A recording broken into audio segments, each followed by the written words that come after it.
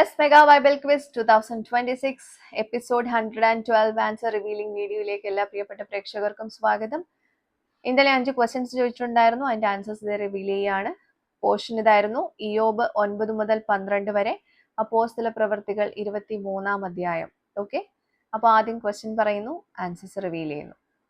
ആദ്യത്തെ ചോദ്യം ഇതായിരുന്നു: ശരീരത്തിലെ ഒരു അവയവത്തിന്റെ പേരും യുദ്ധം എന്ന അർത്ഥമുള്ള ഒരു പദവും ചേർന്ന ഒറ്റ പദം ഏത്? ഇതായിരുന്നു ചോദ്യം.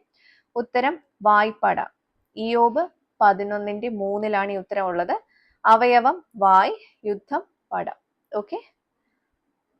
രണ്ടാമത്തെ ക്വസ്റ്റ്യൻ: യഹോവ കൊള്ളയായി കൊണ്ടുപോകുന്നത് ആരെയൊക്കെ? ഉത്തരം മന്ത്രിമാരെ, പുരോഹിതന്മാരെ. ഇയ്യോബ് 12:17, 19 വാക്യങ്ങളിലാണ് ഈ ഉത്തരം ഉള്ളത് കേട്ടോ. മൂന്നാമത്തെ ക്വസ്റ്റ്യൻ: പണ്ഡിതന്മാർ, ജ്ഞാനികൾ, ബുദ്ധിമാന്മാർ എന്നൊക്കെ അർത്ഥം വരുന്ന ഒരു പദം. ഈ പദം ബൈബിളിൽ ഒരു പ്രാവശ്യം മാത്രമേ ഉള്ളൂ. ഏതാണ്? ഇതാണ് ക്വസ്റ്റ്യൻ.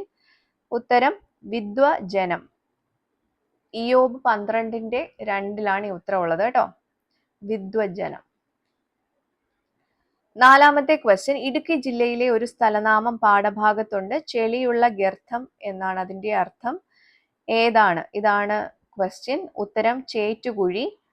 ഇയ്യോബ് 9-ാം അധ്യായം അതിന്റെ 31-ാമത്തെ വാക്യത്തിലാണ് ഈ ഉത്തരം നമുക്ക് കാണാൻ പറ്റുന്നത് കേട്ടോ. അഞ്ചാമത്തെ ക്വസ്റ്റ്യൻ: പീലാത്തോസ് യേശുവിനെ വിസ്തരിച്ചപ്പോൾ മഹാപുരോഹിതന്മാരോടും പുരുഷാരത്തോടും പറഞ്ഞ ഒരു വാചകം. പാഠഭാഗത്ത് ഒരു കൂട്ടർ പൗലോസിനെ കുറിച്ച് പറഞ്ഞു. എന്താണ് ആ വാചകം? കൂട്ടർ ആര്? ഇതായിരുന്നു ക്വസ്റ്റ്യൻ. ഉത്തരം വാചകം: ഈ മനുഷ്യനിൽ ഒരു കുറ്റവും കാണുന്നില്ല.